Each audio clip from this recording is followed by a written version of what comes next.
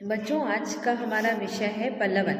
और पल्लवन पढ़ाने से पहले मैं आप लोग को एक जानकारी दे दूं कि पंडित रविशंकर शुक्ल विश्वविद्यालय में जो बच्चे पढ़ रहे हैं, प्रथम वर्ष का सिलेबस बीकॉम प्रथम वर्ष, बीए प्रथम वर्ष या बीएससी प्रथम वर्ष का सिलेबस इस साल चेंज हुआ है।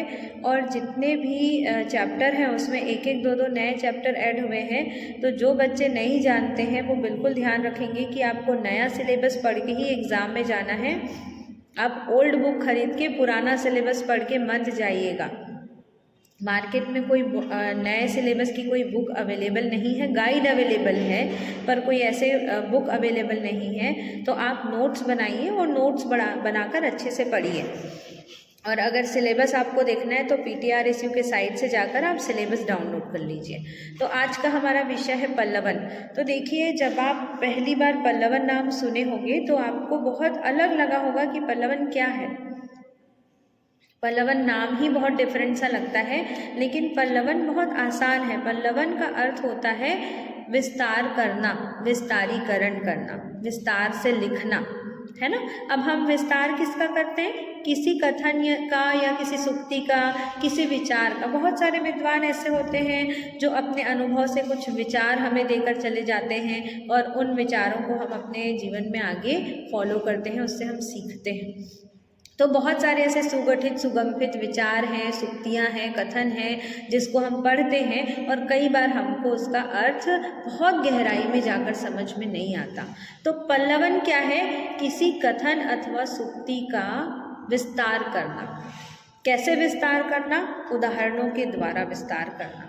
ठीक, पल्लवन की परिभाषा हम क्या देंगे कि किसी कथन अथवा सूक्ति को विभिन्न उदाहरणों के द्वारा विस्तार करके समझाना ही पल्लवन कहलाता है। पल्लवन संक्षेपण का ठीक उल्टा होता है। पल्लवन में शब्द सीमा का कोई बंधन नहीं होता। ठीक, तो अब ये परिभाषा क्या कह रहा है कि पल्लवन का अर्थ होता है विस्तार करना। किसका विस्तार करना? किसी विचार का, किसी कथन का, किसी सूक्ति का विस्तार करना। कैसे विस्तार करना? उदाहरणों के द्वारा विस्तार करना, उदाहरण देकर उसको विस्तार करके समझाना। अब एक एग्जाम्पल से लेते हैं, जैसे कि हमारे पास एक कथन है कि विपत्तियां मनुष्य की सर्वश्रेष्ठ गुरु है। अब विपत्तियां मनुष्य की सर्वश्रेष्ठ गुरु है, इस कथन को विस्तार करके हम जब समझाएंगे तो इसी प्रक्रिया को हम कहेंगे पल्लवन। अब हम इसको विस्तार करके कैसे समझाएंगे? उदाहरणों के द्वारा, क्योंकि पल्लवन ना तो व्याख्या है, ना भावार्थ है, ना स्पष्टीकरण है ना। व्याख्या में हम क्या करते हैं? गद्य या पद्य की हम व्याख्या करते हैं, उसमें हम एग्जाम्पल नहीं देते या अपने मन से हम उसमें विस्तार कर कर उसको नहीं लिखते। लेखक के जो विचार होते हैं हम उसी को ही लिखते हैं। भावार्थ भी भावों का अर्थ प्रेजेंट करते हैं। तो यहाँ पर क्या है कि जब कोई कथन या सूक्ति दिया हुआ है तो किसी कथन अथवा सूक्ति को हम पढ़ते हैं और पढ़कर हम उसके भावों को ग्रहण करते हैं। और जब हम उसके भावों को ग्रहण कर लेते हैं तब हम उसको विस्तार करके अपने शब्दों में लिखते हैं और विस्तार करते समय हम उदाहरण देते हैं। अब उदाहरण हम इसलिए देते हैं कि किसी वक्ता को, कोई वक्ता अगर श्रोता को या पाठक को कोई चीज़ समझा रहा है तो हम अगर उदाहरण से समझाते हैं तो वो ज़्यादा आसानी से समझ में आता है और अच्छी तरह से समझ में आता है, इसीलिए उदाहरण देते हैं। तो जैसे विपत्तियां मनुष्य की सर्वश्रेष्ठ गुरु है, ये कथन है हमारे पास, तो इस कथन को हमको विस्तार करना है। अब इस कथन को विस्तार करने के लिए हमको क्या करना पड़ेगा? हमको पहले इसको समझना पड़ेगा, किसी कथन के भाव को ग्रहण करना पड़ेगा। तो जब आप भाव को ग्रहण करोगे तो यहाँ एक एक शब्द को के अर्थ को आपको समझना है कि विपत्तियां मनुष्य की सर्वश्रेष्ठ गुरु है। तो किसी वाक्य को हम कैसे समझते हैं? तो यहाँ विपत्तियों की तुलना किससे की जा रही है? गुरु से की जा रही है। गुरु क्या करता है? ज्ञान देता है। ठीक है, तो जब गुरु हमें ज्ञान देता है तो यहाँ विपत्तियों की तुलना गुरु से की जा रही है। तो विपत्तियां हमें क्या करती हैं? ज्ञान देती है। तो इस तरह से इस कथन का भाव क्या हो गया कि विपत्तियां हमें ज्ञान देती है, विपत्तियों से हमें सीख मिलती है ना। तो हमने इसके भाव को समझ लिया, अब इसके भाव को हमने ग्रहण कर लिया, तो अब हम इसको अपने शब्दों में विस्तार करके लिखते हैं उदाहरण देते हुए। यही प्रक्रिया जो है वो पल्लवन कहलाती है। पल्लवन कोई अलग से कोई ऐसी चीज़ नहीं है जो आपको समझ में ना आए।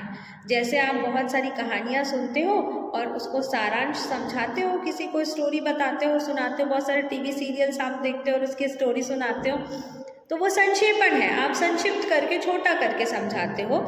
उसी का बड़ा रूप अगर किसी कथन को हम पढ़ते हैं और पढ़ के उसको विस्तार देते हैं, विस्तृत करके समझाते हैं, तो वो ही प्रक्रिया जो है वो पल्लवन कहलाती है। ठीक, पल्लवन की कुछ परिभाषा है, जैसे कि प्रोफेसर राजेंद्र प्रसाद सिंह के अनुसार पल्लवन का अर्थ होता है पल्लव उत्पन्न करना, अर्थात विषय का विस्तार करना। पल्लव उत्पन्न करना अर्थात विषय का विस्तार करना, मतलब जो विषय हमें दिया हुआ है उसको सरल शब्दों में विस्तार करके समझाना ही पल्लवन कहलाता है। ठीक, तो आपको पल्लवन का अर्थ समझ में आ गया होगा कि किसी कथन अथवा सूक्ति को विभिन्न उदाहरणों के द्वारा समझाना ही, विस्तृत करके समझाना ही पल्लवन कहलाता है। ठीक, अब हम देखते हैं पल्लवन का महत्व और उपयोगिता। तो पल्लवन का महत्व और उपयोगिता क्या है? देखिए, आजकल के भागम भाग वाली ज़िंदगी में हर किसी को चीज़ें शॉर्ट में चाहिए। ये कहानी हम शॉर्ट में पढ़ लेते हैं, उपन्यास इसका कोई शॉर्ट में कोई ऐसी बुक है जो इसको शॉर्ट में कहानी बताती हो तो हम वो पढ़ लेते हैं, कोई स्टोरी हम शॉर्ट में सुन लेते हैं। लेकिन पल्लवन का अपना अलग महत्व होता है। प्रत्येक लेखक जो है अपने विचारों को अपने तरह की शैली में लिखता है। कुछ ऐसे ग्रंथ हैं, कुछ ऐसे कारिका ग्रंथ हैं, कुछ रचनाएं हैं जो हमें आसानी से समझ में नहीं आती जब तक कि उसको कोई एक्सप्लेन ना करे, है ना। आप अपनी किताबें आपके पास हैं, आपकी किताबों में अलग अलग विषय की किताबें हैं, उसमें इतने सारे विषय हैं, लेकिन वो आपको आसानी से समझ में नहीं आता जब तक कि कोई शिक्षक आपको एक्सप्लेन ना करे। तो बस इसी तरह की रचनाओं को समझने के लिए, कुछ लेखकों के रचनाओं को समझने के लिए हमको पल्लवन की आवश्यकता पड़ती है। कुछ विचार ऐसे होते हैं जिसको समझने के लिए हमको पल्लवन की आवश्यकता पड़ती है।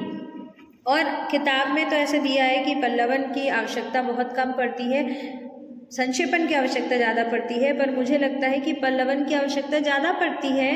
हमको हर चीज़ को एक्सप्लेन करके समझाने की ज़रूरत ज़्यादा होती है, और जब सरल तरीके से विस्तार करके चीज़ें हमको कोई समझाता है तो हमको वो आसानी से समझ में आता है। और हमारे लिए जो अध्यापक हैं और जो हमारे बच्चे हैं जो अध्ययन कर रहे हैं उनके लिए तो पल्लवन सबसे महत्वपूर्ण है। तो पल्लवन की उपयोगिता क्या है और महत्व क्या है? सबसे पहले तो अध्ययन अध्यापन में इसका उपयोगिता और महत्व है कि प्रत्येक जटिल विषय को विस्तार करके उदाहरणों के द्वारा जब समझाया जाता है तो वो कोई भी विषय हमें आसानी से समझ में आता है।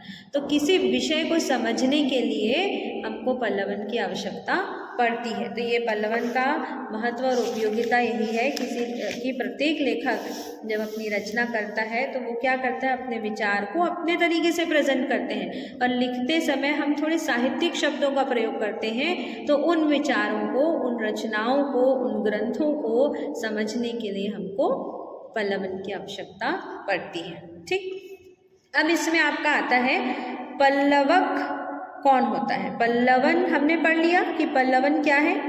अब पल्लवक कौन है? पल्लवन करने वाला पल्लवक होता है, इसको हम विस्तारक भी कहते हैं। तो विस्तार करने वाला कौन होता है?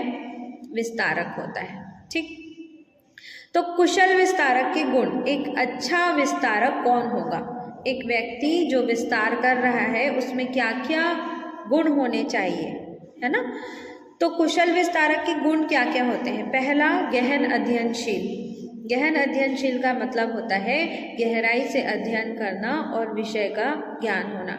एक व्यक्ति जो पल्लवन कर रहा है उसको उस विषय का ज्ञान होना चाहिए जिस विषय का वो पल्लवन कर रहा है। अब देखिए, पल्लवन कोई किसी विषय से संबंधित तो है नहीं कि जैसे हम कोई कथन उठाते हैं, कोई लोकोक्ति ही उठा लीजिए, कोई कथन, कोई विचार उठा लीजिए, तो वो हो सकता है कि उसमें समाजशास्त्र भी हो सकता है उसमें अर्थशास्त्र भी हो सकता है उसमें भूगोल भी हो, विज्ञान भी हो। तो एक व्यक्ति जो पल्लवन कर रहा है उसको सभी विषयों का ज्ञान होना चाहिए।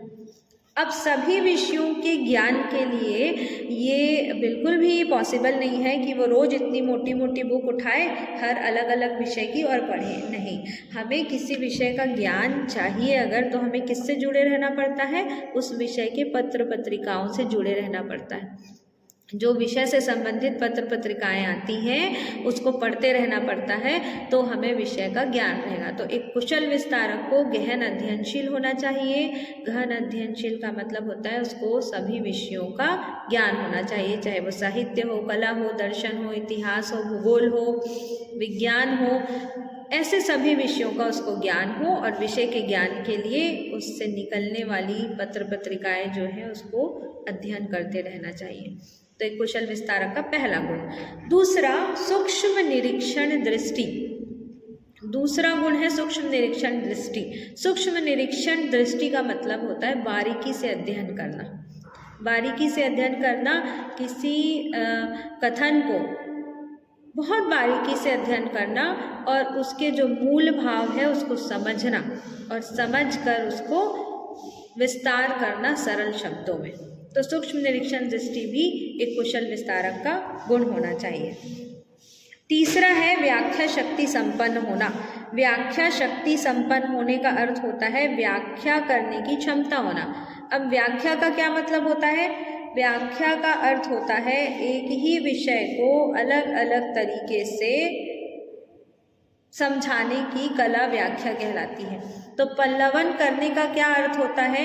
विस्तार करना, एक ही विषय को समझाना।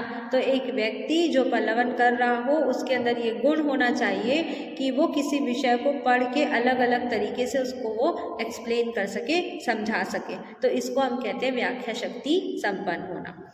फिर देखिए अगली विशेषता होनी चाहिए कुशल विस्तारक की भाषाधिकार। भाषा पर अधिकार। भाषाधिकार का मतलब क्या होता है कि जो व्यक्ति पल्लवन कर रहा हो उसको उस भाषा का संपूर्ण ज्ञान होना चाहिए, है ना। अब भाषा का ज्ञान होने का मतलब किसी भाषा को जानना, बस भाषा को समझना नहीं होता है ना। तो अंग्रेजी और हिंदी दो भाषा आप समझते हो, पर किसी एक ही भाषा में आप बहुत ज़्यादा कंफर्टेबल होगे जिसमें आप बारीकी से अध्ययन कर सकते हो और बारीकी से समझ सकते हो उसको। तो जिस भाषा में पल्लवन करना है, पल्लवक को उस भाषा पर अधिकार होना चाहिए, मतलब उस भाषा का संपूर्ण ज्ञान होना चाहिए। एक छोटी सी मात्रा, जैसे कि द में छोटी की मात्रा लगाकर दिन लिखो और द में बड़ी की मात्रा लगाकर दिन लिखो। दिन और दीन, तो दिन मतलब दिवस, सवेरा दिन हुआ, और दीन मतलब होता है कि दिन, दुखी, गरीब, उसका ये मतलब होता है। तो अगर हम इन छोटी छोटी चीज़ों का ध्यान नहीं रखेंगे या छोटे छोटे शब्दों का अर्थ अपने जगह में एक छोटी मात्रा से ही बदल जाता है, तो इनका अगर हम ध्यान नहीं रखेंगे तो इसका मतलब हमें भाषा का ज्ञान नहीं है ना। जैसे कि रुको, कॉमा लगाओ और लिखो मत जाओ, तो रुको मत जाओ, और आप रुको के बाद मत लिखो और उसके बाद कॉमा लगाओ, तो रुको मत जाओ। तो एक कॉमा से जब वाक्य बदल जाता है तो एक छोटी मात्रा से भी पूरा वाक्य बदल जाता है। तो इसी तरह भाषा पर अधिकार का मतलब होता है कि भाषा को पूरी तरह से समझना, भाषा के शब्दों का अर्थ समझना, भाषा के मात्राओं को समझना, भाषा के वातावरण को समझना। तो किसी व्यक्ति को जो पल्लवन कर रहा है तो किसी कथन के भाव को उसको ग्रहण करना है और विस्तार करके समझाना है। तो इसके लिए क्या आवश्यक होना चाहिए? भाषा पर उसका अधिकार होना चाहिए, भाषा का उसको पूरी तरह से ज्ञान होना चाहिए, है ना।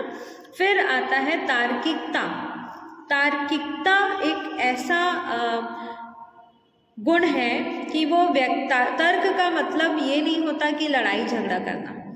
तर्क का मतलब यहाँ पर होता है कि अपने विषय को अच्छे से प्रेजेंट करना। जिस विषय पर आप बात कर रहे हैं उसके सभी पहलू को समझना, उसके पॉजिटिव, उसके निगेटिव, उसके सभी पहलू को समझना और तर्क के साथ अपनी बात को रखना, ये तार्किकता कहलाता है। तो एक पल्लवक के अंदर ये गुण होना चाहिए, ठीक। फिर अगली विशेषता है मेधावी होना। देखो, मेधा मतलब होता है बुद्धि और बुद्धि जन्मजात प्रत्येक व्यक्ति के पास होती है, हम सबके पास बुद्धि होता है जब हम जन्म लेते हैं। लेकिन धीरे धीरे हम जैसे वातावरण में रहते हैं, हम अपने श्रम का प्रयोग करके हम अपनी बुद्धि को बढ़ाते हैं, हम अपने ज्ञान को बढ़ाते हैं। तो परिश्रम है ना, तो अपनी बुद्धि का प्रयोग करके हमको परिश्रम करना होगा, तब हम एक अच्छे पल्लवक बन पाएंगे। परिश्रम करने के लिए क्या होगा? गहन अध्ययन करना पड़ेगा, सूक्ष्म निरीक्षण करना पड़ेगा, हमको अपने अंदर व्याख्या शक्ति डेवलप करनी पड़ेगी। तो ये मेधावी होना, बुद्धि तो है हमारे पास, पर बुद्धि का प्रयोग करने के लिए हमको श्रम आवश्यक है। तो एक कुशल विस्तारक को मेधावी होना आवश्यक है। और आखिरी विशेषता है अभ्यास, प्रैक्टिस। तो देखिए, किसी भी काम को करने के लिए अगर प्रैक्टिस नहीं होगी, है ना, तो कोई काम अच्छा हो ही नहीं सकता। भले कोई व्यक्ति का भाषा पर अधिकार हो, व्याख्या शक्ति संपन्न हो, सूक्ष्म निरीक्षण दृष्टि हो, मेधावी हो, लेकिन अभ्यासी नहीं होगा, जब वो अभ्यास नहीं करेगा तो वो उस काम को कुशलतापूर्वक नहीं कर पाएगा। जैसे गर्मी की छुट्टी में आप लोग कंप्यूटर की क्लास ज्वाइन कर लेते हो, फिर साल भर छूते नहीं हो। टैली कर लिया गर्मी में, फिर साल भर आप कुछ करते नहीं हो, तो आप उसको भूल जाते हो। लेकिन उसी को अगर आप रोज रोज थोड़ी थोड़ी प्रैक्टिस करते रहो तो आपको याद होगा। तो उसी तरह एक कुशल विस्तारक के लिए भी आवश्यक है कि वो अभ्यास करते रहे। तो जब एक व्यक्ति कथन को पढ़कर विस्तार करने का अभ्यास करते रहेगा, किसी किसी विषय पर ज्ञान प्राप्त करते रहेगा और इसका अभ्यास करते रहेगा, तो कोई भी काम अभ्यास के द्वारा बहुत अच्छे से होता है। तो एक कुशल विस्तारक को अभ्यासी होना चाहिए, उसको विस्तार करने का अभ्यास करते रहना चाहिए, जिससे कि इसका वो गुण जो है और निखर कर आएगा। तो अभी हमने बच्चों क्या पढ़ा? पल्लवन का अर्थ पढ़ा, परिभाषा, पल्लवन की आवश्यकता और महत्व, और कुशल विस्तारक के गुण। अब अगला विषय है हमारा पल्लवन की विधि। ये हम नेक्स्ट वीडियो में देखेंगे। ठीक है, मिलते हैं अगले वीडियो में। तब तक आप इसको अच्छे से पढ़िएगा, और अगर आपको लगता है कुछ छूट गया तो आप कमेंट करिएगा। बच्चों, हमने इससे पहले पढ़ा पल्लवन का अर्थ और कुशल विस्तारक के गुण और पल्लवन की परिभाषा। आज हम पढ़ेंगे, देखिए, पल्लवन की विधि। विधि का अर्थ होता है तरीका। ठीक, विधि का क्या अर्थ होता है? तरीका। तो पल्लवन की विधि मतलब पल्लवन करने का तरीका, पल्लवन हम कैसे करते हैं। तो हमने पढ़ा कि किसी विषय को विस्तार करना पल्लवन करना कहलाता है, और जब हम उसको पढ़ते हैं, उसके भाव को ग्रहण करते हैं और फिर उसको अपने शब्दों में लिखते हैं, यही पल्लवन की विधि है। पर अगर आपको प्रश्न पूछता है कि पल्लवन की विधि क्या है, तो आपको इस तरह से पॉइंट बनाकर उसके आंसर लिखने पड़ेंगे। तो देखिए, पहला विधि क्या होगा? वाचन। वाचन का अर्थ होता है पढ़ना। तो जो भी कथन या सूक्ति दिया हुआ है उसको हमको बहुत अच्छे तरीके से पढ़ना, उसके मूल भाव को समझना कि मूल भाव क्या कहना चाह रहा है, उसको पढ़ना। अगर एक बार में नहीं समझ में आता तो उसको 2 बार, 3 बार, 4 बार, बार बार पढ़िए किसी विचार को, जब तक कि आपको उसके मूल भाव समझ में नहीं आ जाता। ठीक है, उसके बाद दूसरा है मूल भाव के पोषक भावों की खोज। अब मूल भाव के पोषक भावों की खोज क्या होता है? जो संदर्भ दिया गया है, तो यहाँ हम जब पढ़ते हैं तब हम समझ लेते हैं कि मूल भाव क्या कहना चाह रहा है, पर हमको विस्तार करना है तो मूल भाव के साथ और कौन कौन से विचार जुड़े हुए हैं, ये हमको ध्यान रखना होता है विस्तार करते समय। फिर तीसरा पॉइंट आता है अनुक्रम से लेखन। अनुक्रम से लेखन का मतलब होता है एक के बाद एक ध्यान पूर्वक लिखना, कि पहले हम पढ़ लेते हैं, जैसे हम कोई कहानी पढ़ते हैं, है ना। अब कहानी पढ़ते हैं तब हम क्या करते हैं, हम पहले से क्लाइमेक्स नहीं बता देते, हम स्टेप बाय स्टेप लिखते चले जाते हैं और स्टेप बाय स्टेप सुनाते चले जाते हैं। तो उसी तरह जब हम किसी कथन को पढ़ते हैं तो सबसे पहले हम उसके मूल भाव और उसके सहायक भावों को समझते हैं, और एक एक करके हम उसके अर्थ को समझाते हुए मूल भाव को, सहायक भाव को एक एक करके प्रेजेंट करते हैं, और आखिरी में हम उदाहरण देते हैं, है ना। तो इस तरह से अनुक्रम से लेखन, ऐसा नहीं कि हम पहले उदाहरण दे दिए, फिर हम अर्थ को समझा रहे हैं, फिर हम मूल भाव को समझा रहे हैं। तो अनुक्रम से लेखन मतलब क्रमानुसार उसको एक एक स्टेप बाय स्टेप लिखना होता है। फिर है आवश्यक दृष्टांतों, उदाहरणों और विवरणों का लेखन। जब हम पढ़ लेते हैं, भाव को समझ लेते हैं, फिर हम मूल भाव को ढूंढ लेते हैं, तब हम क्या करते हैं, लिखते चले जाते हैं। कैसे? आवश्यक उदाहरणों और दृष्टांतों के साथ। तो पल्लवन की परिभाषा में ही हमने पढ़ा था, उदाहरणों के साथ विस्तार करना पल्लवन है। तो उसके लिए हमको उदाहरण ढूंढने पड़ते हैं कि उस विचार से संबंधित क्या दृष्टांत, क्या प्रमाण, क्या उदाहरण हम प्रस्तुत कर सकते हैं। और फिर अगला है प्रारूप तैयार करना, प्रारूपण। तो यहाँ पर मैं थोड़ा सा आपको प्रारूपण का अर्थ समझाऊंगी कि किसी भी काम को जब हम लिखते हैं, जब हम रिटर्न में, राइटिंग में कोई काम करते हैं, हम आवेदन भी अगर लिखते हैं तो पहले हम प्रारूप तैयार करते हैं। प्रारूप तैयार करने का मतलब क्या होता है कि हम एक ड्राफ्ट बना लेते हैं और उसको पहले हम क्या करते हैं, काट छांट करते हैं। हम उसको पढ़ते हैं, उसमें क्या सही क्या गलत, ऐसा तो नहीं कि हमने कुछ ज़्यादा लिख दिया, ऐसा तो नहीं कि हमने कुछ द्विअर्थी शब्दों का प्रयोग कर दिया, जैसे कि शब्द का उसमें अर्थ बदल जा रहा हो, है ना। तो ऐसे हमको प्रारूपण करने के लिए हमको क्या करना पड़ता है, पहले उसको पूरा लिख लीजिए, फिर उसको पढ़िए कि अनावश्यक बातें तो आपने नहीं लिख दी, मूल भाव आपने लिखा कि नहीं। तो उसको प्रारूप इस तरह से बनाया जाता है। और प्रारूप बनाने के बाद फिर उसको हम क्या करते हैं, प्रारूप का निरीक्षण करते हैं कि हमने लिख लिया, पल्लवन पूरा लिख लिया, और लिखने के बाद हम क्या कर रहे हैं, उसको पूरी तरह से चेक करते हैं कि हमने सही लिखा है कि नहीं। तो वो प्रारूप का निरीक्षण होता है और उसके बाद फिर होता है लेखन, है ना। तो प्रारूप बनाने के बाद हम पूरी तरह से उसको देखते हैं कि कहीं अशुद्धियाँ तो नहीं है, कहीं कोई गलती तो नहीं हो गई, मूल भाव हमने लिखा कि नहीं, एग्जाम्पल हमने दिया कि नहीं, पुनरुक्ति तो नहीं हो रही है, बार बार उसी शब्दों को हम बार बार तो नहीं लिख रहे हैं। विस्तार करने का मतलब, बड़ा करने का मतलब ये नहीं होता कि हम उसी बात को बार बार बोलकर बड़ा कर रहे हैं, है ना। तो इस तरह से हम प्रारूप बनाने के बाद उसको पूरी तरह से इन पॉइंट्स को ध्यान से आप देखिए, हम इस तरह से उसको अध्ययन करते हैं कि हमने सही लिखा कि नहीं। और फिर आखिरी में होता है लेखन। जब हम पूरी तरह से सेटिस्फाइड हो जाते हैं कि हमने मूल भाव भी खोज लिया, उदाहरण भी खोज लिए, तो आखिरी में हम लेखन करते हैं। ये है आपके पल्लवन की विधि, पल्लवन करने की प्रक्रिया। तो ये हम करते ही हैं पल्लवन करते समय, बस आपको यहाँ पर पॉइंट बना के इसको लिख देना है। यही इसका उत्तर है पल्लवन की विधि का। अब देखिए यहाँ पर पल्लवन के बहुत सारे उदाहरण दिए हुए हैं, जैसे कि मैं आपको एक एग्जाम्पल देती हूँ जिसको बच्चे समझ नहीं पाते हैं।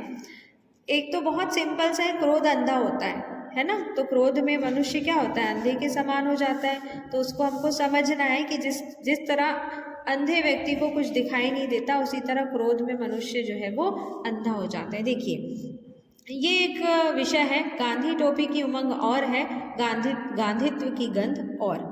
अब गांधी टोपी की उमंग और है और गांधीत्व की गंध और, इसको आप कैसे समझेंगे, है ना। इसको आप किस तरह से समझेंगे, हमको एक एक शब्द को पढ़ना है और इसके अर्थ को, भाव को ग्रहण करना है कि गांधी टोपी की उमंग और है, कि गांधी जी की टोपी लगा लेना और खुश होना कि हम गांधी के समान दिख रहे हैं या हम गांधी जैसे बन गए हैं, ये और बात है। और गांधीत्व की गंध और है, मतलब गांधी होना, गांधी के विचारों को आत्मसात करना, गांधी जी के बताए हुए रास्ते पर चलना, ये और बात है। तो इसका मूल भाव क्या होगा कि कुछ लोग गांधी की टोपी लगाकर अपने आप को गांधीवादी समझने लगते हैं, लेकिन गांधीत्व को, मतलब गांधी के विचार को समझना, गांधी जी के रास्ते पर चलना और बात होती है। टोपी लगा लेने से हम गांधी नहीं बन जाते हैं, है ना। टोपी लगा के दिखावा करने से हम गांधी नहीं बन जाते। तो इसका मूल भाव है गांधी टोपी की उमंग और है और गांधीत्व की गंध और। तो इस तरह से किसी विषय को बारीकी से अध्ययन करना, बारीकी से समझना और फिर उसको विस्तार करके लिखना ही पल्लवन कहलाता है। तो ये रहा आपका पल्लवन का चैप्टर। आप इसको बहुत अच्छे से पढ़िए, बार बार प्रैक्टिस करिए ताकि आपका परीक्षा अच्छे से जा सके।